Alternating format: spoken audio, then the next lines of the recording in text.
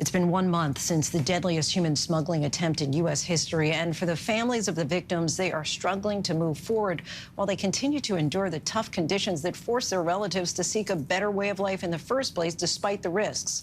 This is a reality that many of us cannot begin to fathom, but our teams have been on the ground these last few weeks, chronicling the families, their pain, and the conditions that force them to make the dangerous journey to our nation. Mireya Villarreal files this in-depth report.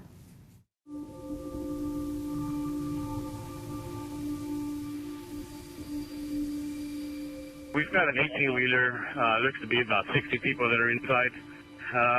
Looks like quite a few of them are already deceased. This is the back road outside San Antonio, Texas, where a trailer full of migrants was left abandoned in the sweltering heat just 1 month ago. A memorial is all that's left to remember the 53 lives lost, the highest death toll of any botched human smuggling attempt in U.S. history.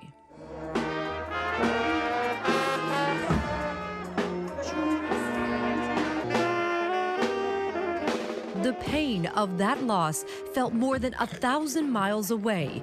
The families of the victims just now starting to say their final goodbyes. A grim ending to a journey that was meant to be a way out.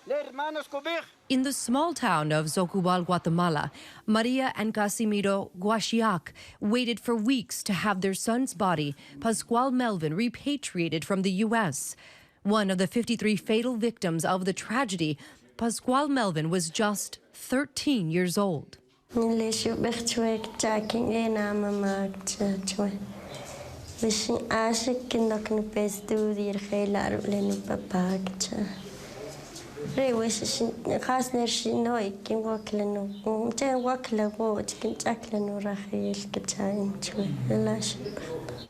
The young man made the journey with his cousin Wilmer Tolul, also 13.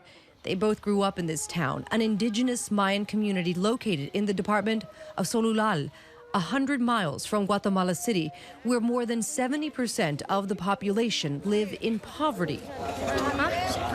Both boys wanted to find work in the United States to help their families. Neither knew English and their Spanish was limited, but their dream was to one day own their own home. Wilmer also died in that trailer on June 27th.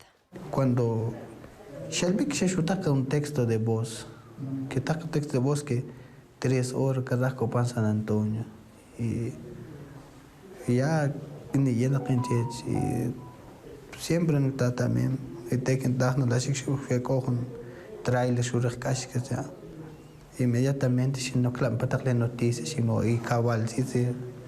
Up until they received that message, Pascual and Wilmer's parents claimed they didn't know the boys were going to be traveling inside a trailer. Relatives in the United States had arranged the journey and agreed to pay the smugglers $6,000 for each of them. In Veracruz, Mexico, the family of brothers Yair and Giovanni Olivares and their cousin Misail had to fundraise to pay for funeral costs.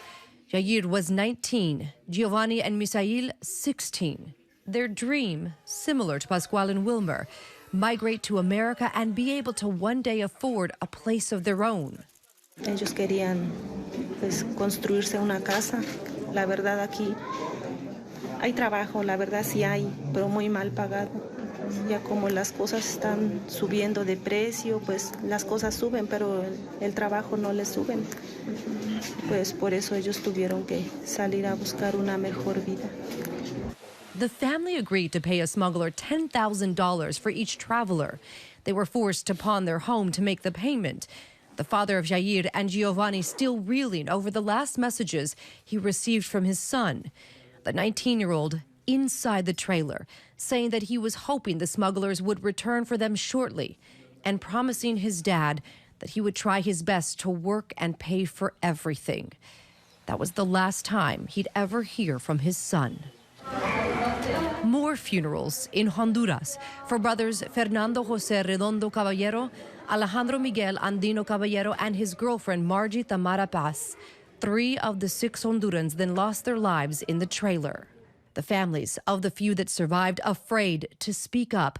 Many still owe the coyotes money, regardless of how the journey ended. we formed a task force with the United States, Mexico, and Honduras, working together with the district attorneys and the intelligence officers to be able to dismantle the organized crime industry. I can tell you that this is a very sophisticated industry that is not Guatemalan, that is transnational. According to Guatemalan authorities, smugglers can charge up to $15,000. This is something that it can grow. Just to be able to see the massive caravans of 7,000 people going to the United States, just to see the numbers that we are receiving of expels that we have based on Title 42, we know that the numbers are growing, but it doesn't depend just on the side of the government. 4 arrests have been made, and 2 of the smugglers, Homero Zamorano Jr. and Cristian Martinez, face charges that could result in life in prison or even the death penalty. Families in Honduras, Guatemala, and Mexico praying to find peace as those cases play out.